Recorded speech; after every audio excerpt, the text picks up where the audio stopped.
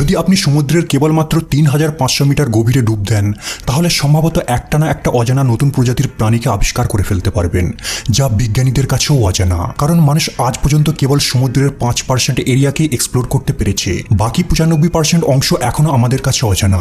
সব থেকে আশ্চর্যের বিষয় হলো আমাদের কাছে মঙ্গল গ্রহের অনেক বেটার ম্যাপ রয়েছে, যা পৃথিবী থেকে ৫৪ মিলিয়ন কিলোমিটার দূরে অবস্থিত, কিন্তু সমুদ্রের এখনো ডিটেল কোনো ম্যাপ আমাদের কাছে নেই। আরও বেশি অবাক করার ব্যাপার হলো ১২ জন মহাকাশচারী টোটাল ৩০০ ঘন্টা চাঁদে সময় কাটায়, কিন্তু কেবলমাত্র ৩ জন ব্যক্তি ৩ ঘন্টা মতো সমুদ্রের সব থেকে নিচে গিয়ে সময় কাটাতে পারে।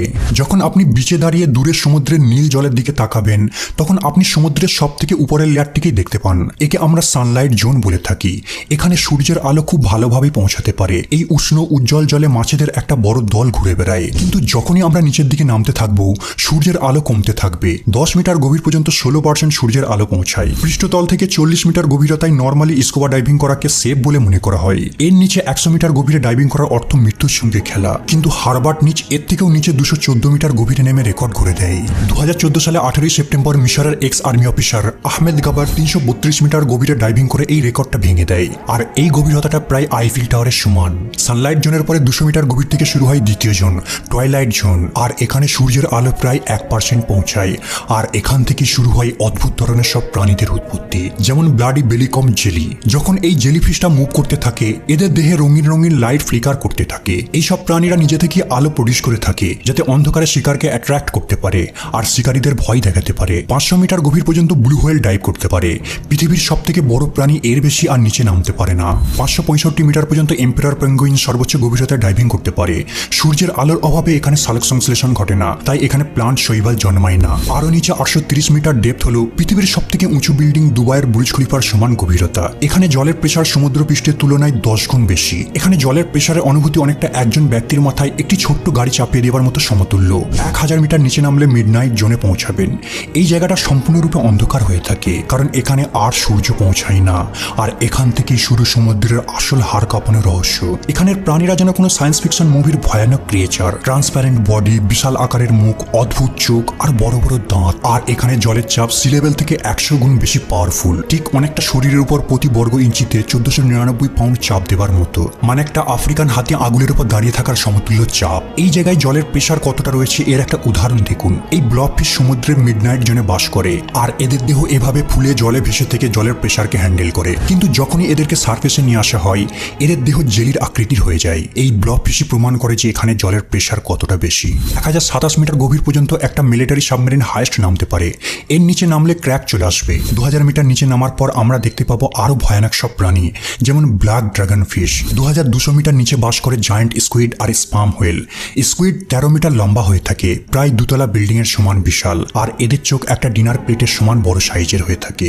পৃথিবীর সমস্ত প্রাণীদের মধ্যে এদের চোখই সব থেকে বড় সাইজের। সমুদ্রের নিচে এই স্পাম হোয়েল আর জায়ান্ট স্কুইডের মধ্যে মাঝে মধ্যেই ভয়ানক ফাইট হয়ে থাকে। এই কারণে যখন মৃত স্পাম হোয়েল তীরে ভেসে আসে তাদের দেহে স্কুইডের টেন্টিকালের মার্ক দেখা যায়, আর এদের এই টেন্টিকালগুলো কাস্তের মতো ধারালো হয়ে থাকে। আরও নিচে ৩৮০০ মিটার গভীরে রয়েছে টাইটানিক জাহাজের ধ্বংসাবশেষ। যদি ৮টা বুর্জ খলিফার মতো বিল্ডিংকে পরপর সাজিয়ে রাখা হয় তবে এতটা নিচে নামতে পারবেন। আর এখানে জলের চাপ ৫৫০০ PSI বা পাউন্ড পার স্কোয়ার ইঞ্চি, মানে একটা আঙুলের ৪টে আফ্রিকান হাতিকে দাঁড় করিয়ে রাখার সমান প্রেসার। ১৮ জুন ২০২৩ সালে টাইটানিকের ধ্বংসাবশেষ দেখতে আসার সময় এখানে এত নিচে জলের চাপে টাইটান সাবমেরিন ইমপ্লোড হয়, আর এদের দেহগুলো নিমিশেই চূর্ণ বিচূর্ণ হয়ে যায়। ৪০০০ মিটার নিচে নামলে আমরা পৌঁছাবো অ্যাবাইজাল জোনে, আর এই জোনটা বিজ্ঞানীদের কাছে এখনো অজানা।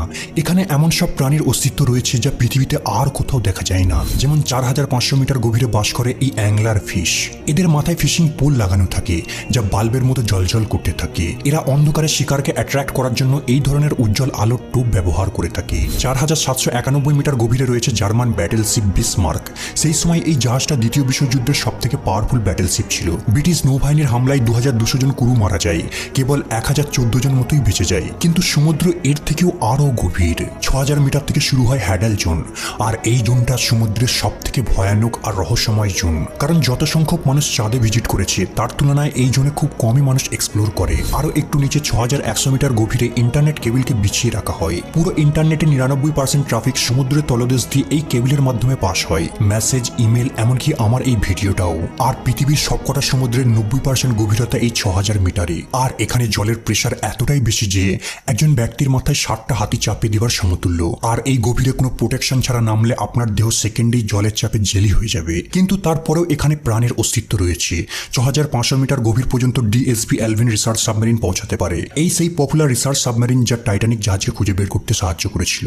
আরও নিচে 8848 মিটার গভীরে মাউন্ট এভারেস্ট পর্বতকে উল্টো করে রাখা যাবে। 2012 সালে ডিপ সি চ্যালেঞ্জার মিশনে film maker James Cameron 10,898 metre নিচে নামে। আর সমুদ্রের এতটা নিচে নামার জন্য সে একটি বিশেষ কাস্টম মেড সাবমেরিন তৈরি করে, যার এত নিচে জলের প্রেশারকে সহ্য করার ক্ষমতা রয়েছে। কিন্তু সমুদ্রের সব থেকে গভীরতম পয়েন্টে মানুষ প্রথম পৌঁছায় 1960 সালে ডন ওয়ালস আর জ্যাক পিকার্ড। সমুদ্রের সব থেকে তলদেশে 10,916 মিটার গভীরে মাত্র 20 মিনিট সময় অতিবাহিত করে, কারণ জলের প্রেশার সেখানে এতটাই তীব্র ছিল যে তাদের উইন্ডোজে ক্র্যাক পড়া শুরু করে, তাই তাদেরকে দ্রুত ফিরে আসতে হয়। এখানে জলের চাপ এতটাই বেশি যে যেন 90টা হাতি আঙুলের ডগায় দাঁড়িয়ে রয়েছে। এর থেকেও আরও একটু নিচে 36,070 ফিট বা 11,000 মিটার হলো পৃথিবীর সব থেকে গভীরতম পয়েন্ট, যা চ্যালেঞ্জার ডিপ নামে পরিচিত। এটা হলো সেম উচ্চতা যতটা উচ্চতায় এয়ারপ্লেন আকাশে ওড়ে।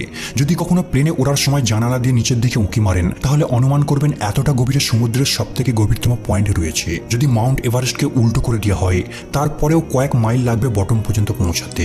মারিয়ানা ট্রেঞ্চ সমুদ্র তলদেশে চাঁদের আকৃতির মতো একটি বিশাল আকার বাঁকা ট্রেঞ্চ। এর দৈর্ঘ্য 2550 কিলোমিটার আর চওড়া 69 কিলোমিটার। পৃথিবীর এই গভীরতম পয়েন্টটা গোয়াম আইল্যান্ড থেকে 300 কিলোমিটার দক্ষিণ পশ্চিমে অবস্থিত। এখানের গভীরতা, ভয়ানক অন্ধকার, খাবারের কমতি আর হাড়কে চূর্ণ করে দেবার মতো প্রেসারই প্রমাণ করে যে এখানে প্রাণের অস্তিত্ব প্রায় অসম্ভব। কিন্তু আপনি শুনলে আশ্চর্য হবেন, সমুদ্রের এত নিচেও প্রাণের অস্তিত্ব রয়েছে। এখানে এমন সব ধরনের প্রাণীরা রয়েছে যাদেরকে অদ্ভুত ভিন গ্রহের প্রাণীদের মতো দেখতে। এরা এত চাপের মধ্যেও নিজেদের টিকিয়ে রাখার ক্ষমতাকে আশ্চর্যজনকভাবে অ্যাডপ্ট করে নিয়েছে।